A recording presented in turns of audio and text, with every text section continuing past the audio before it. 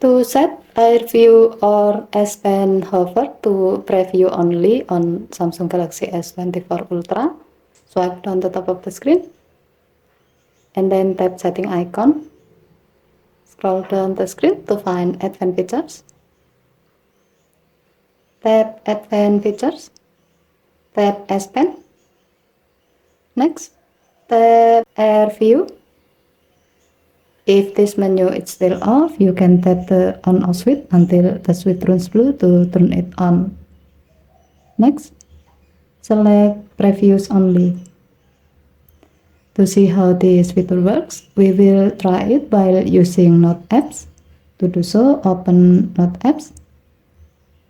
Remove your S Pen from your phone.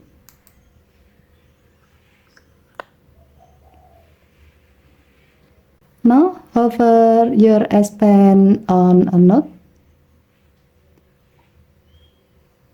You can see that your phone will only show you the preview of the note.